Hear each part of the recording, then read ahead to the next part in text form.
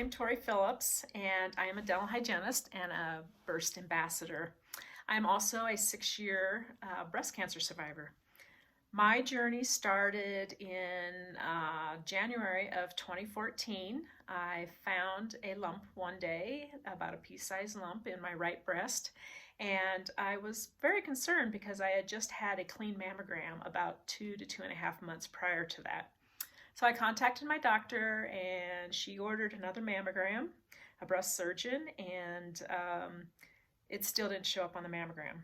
It didn't show up on the original mammogram. So she had it biopsied and it was cancerous. So she thought that we could go ahead and have a lumpectomy, but she really wanted to see this on a scan before she did that surgery.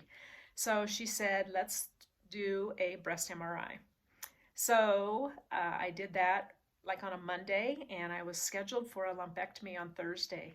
And Wednesday night, she called me about 7 p.m. and said, I just got the breast MRI results and it's not good. She goes, I want you to come in tomorrow. So I went in, and obviously the surgery was called off, and she told me that there was 4 tumors.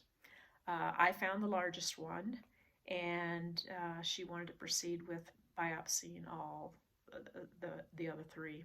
So we went ahead and did that the next day, and the results came back that 3 out of the 4 were cancerous.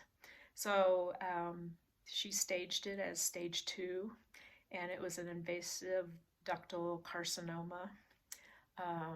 So we scheduled a mastectomy then for the following week. In the meantime, I had to see a plastic surgeon because I wanted to go ahead and do reconstruction, start that process with the expanders at the time of the mastectomy. So it was quite a week, one that I never want to relive, but I ended up having a mammogram or mastectomy the day before Valentine's Day. In 2014, and I turned 51 years old the following week. So not only was it Valentine's Day, it was also my husband's birthday that week and my birthday, so tough time. Anyway, I had a daughter that was in 8th grade at the time, and I had boy-girl twins that were in 6th grade, so very impressionable ages, very hard on my kids. They asked a lot of questions. One of them just totally shut down and didn't want to talk about it. The other 2 asked a lot of questions, but we got through it. So started chemo then, and I had 16 chemos over the course of about 6 months. Had a lot of complications. I ended up having to stop chemo at one point because I had neuropathy in my feet and in my hands, and the doctor didn't want that to be, my oncologist did not want that to be permanent. So we waited for the feeling to come back. And then at one point, I think after 9 or 10 treatments, I ended up having a blood clot. I felt something weird, at the side of my port that morning, and I felt like it was a little swollen. And so the doctor ordered a Doppler ultrasound right before chemo that day. And lo and behold, there was a blood clot, and so chemo was called off again. I started Lovenox injections as a bridge drug for the warfarin or Coumadin, I don't remember which. So that took a long time for the blood thinner to regulate in my body. So I was on the bridge drug, I think 50 days, which was 100 injections that I had to do into my own abdomen. So got through chemo, did 5 weeks of radiation, ended up with a lot of burns. They shot me from 3 different angles in radiation, and I ended up with a lot of burns on my chest and back. Even at the exit, radiation can cause that. I went ahead and had reconstruction then. About 3 months later, 5 weeks after reconstruction, I had a lat flap, so they cut your latissimus muscle on your back and they pull it to the front to kind of replace some of the breast tissue, and then they put it in an implant.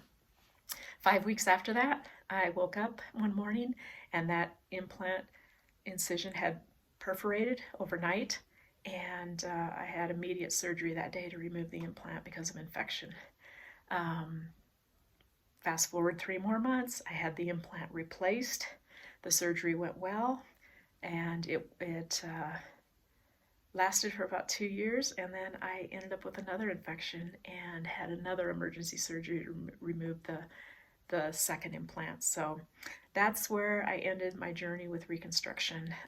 My body just rejected the implants. So let's see. What did I learn along the way? I probably learned that I can do really, really hard things, and it's just one step at a time. So that has served me well. When something hard comes up with our family, I just know I can put one foot in front of the other. I learned that through this journey. It was day by day, step by step some days. So being a dental hygienist helped me a tremendous amount going through this journey, because I knew how to take care of my body. I knew how to take care of my mouth. I ended up with mouth sores and tenderness and soreness. I knew what products I should use. I knew what kind of brush I should use. And I knew, proper nutrition, and that I needed to really take care of my body with exercise. I exercised all through my chemo and radiation. I was a runner and did marathons and half marathons prior to this, and I ran through my whole treatment. I guess the people that helped me the most were obviously family. My husband was a rock. Every bump in the road, he just put one foot in front of the other. And I was very lucky to have him by my side. My kids were great. My sister was great. I have 6 brothers. They were all great. So a few of them came out and sat with me at chemo, which really relieved my husband so that he could go to work and not have to give up a whole day every week for chemo. So I didn't know if I'd get emotional again after 6 years, but it's quite a journey. So anyway, I hope my story helps the next person that is fighting this awful disease. And thanks to Burst Oral Care for all the support they've been through the years to breast cancer survivors, and what they're doing this year with donating to the Pink Fund and the Stand Up to Cancer. It is just awesome. It is just awesome. Everybody that goes through this really, really appreciates all the help. And that's my story. Thank you.